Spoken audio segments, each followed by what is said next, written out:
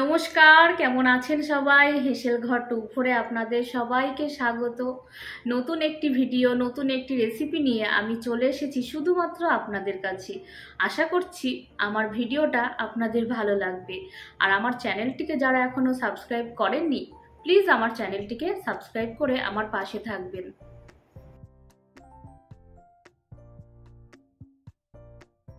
বাড়িতে ডিমের রেসিপি মানেই ডিমের ঝোল?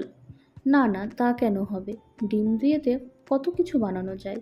চলুন না আজকে সেই রকমই একটা রেসিপি বানাই। আজ বানাবো ডিমের কোরমা। তাই ডিমগুলো সেদ্ধ করে এরকম কেটে নিয়েছি। এখন মশলার জন্য আমার কিছু জিনিস লাগবে, সেগুলো আমি চটপট রেডি করে নিই। ফ্রাইং প্যানে সামান্য সর্ষের তেল দিয়ে দিলাম কেটে রাখা পেঁয়াজ, দিয়ে দিলাম রসুন, আদা, কাজু, লঙ্কা আর জিরেটা গোটাই দিচ্ছি, গুঁড়ো দিচ্ছি না।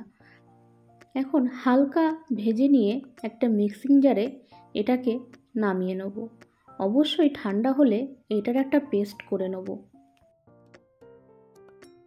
এটা ঠান্ডা হোক, ততক্ষণ চলুন ডিমটা ভেজে নিই।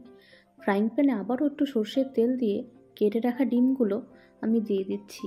নুন হলুদ কিচ্ছু দেবো না ভাজার সময়, শুধু ডিমগুলো উল্টিয়ে পাল্টিয়ে ভেজে নেব। আপনারা কড়াইও রান্নাটা করতে পারেন, আমার মনে হলো আজকে ফ্রাইং প্যানেই রান্নাটা করি। এই দেখুন ডিমগুলো সুন্দর ভাজা হয়ে গেছে। এখন একে একে সমস্ত ডিম ভাজাগুলো আমি তুলে রাখছি একটা অন্য পাত্রে।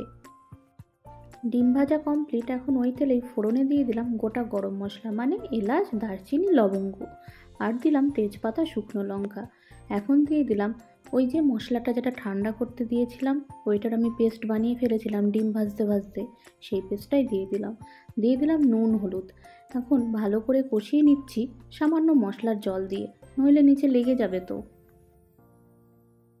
আস্তে আস্তে গ্যাসের ফ্লেমটা মিডিয়াম রেখে মশলাটা আমি কষিয়ে নেব। দিয়ে দিলাম সামান্য পরিমাণে চিনি, আর দিলাম টক দই। অবশ্যই টক দইটা আমি ফেটিয়ে রেখেই দিয়েছি। বেশি তাড়াহুড়ো করার দরকার নেই, গ্যাসের ফ্লেমটা লো টু মিডিয়াম রেখেই আস্তে আস্তে মশলাটা কষিয়ে নেব। এখন ভালো রং আনার জন্য দিয়ে দিলাম কাশ্মীরি রেড চিলি। আবারও ভালো করে কষিয়ে নিচ্ছি।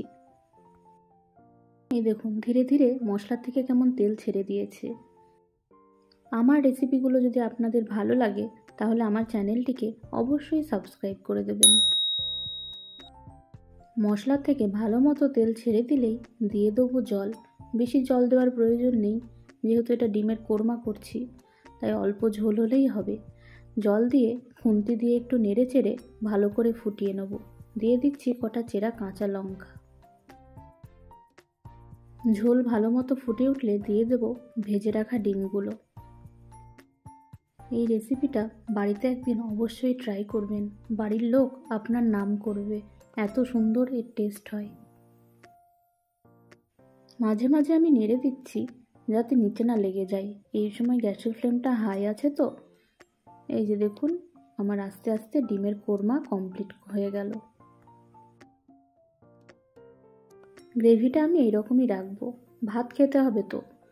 আপনারা চাইলে আরও কমিয়ে দিতে পারেন, বা যদি ঝোল ঝোল পছন্দ করেন সেই ক্ষেত্রে আপনারা ঝোল রাখবেন।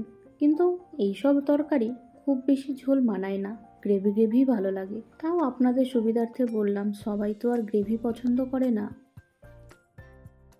এই ডিমের কোরমা দিয়ে আপনি রুটি ভাত সব কিছু খেয়ে ফেলতে পারবেন। এর স্বাদ এতটাই সুন্দর। আশা করছি আপনারা রান্নাটা দেখেই বুঝতে পারলেন। আজ তাহলে আসি।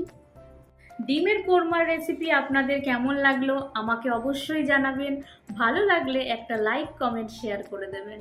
দেখা হবে আবারও অন্য কোনো রেসিপি নিয়ে। ভালো থাকবেন, সুস্থ থাকবেন। নমস্কার, টাটা।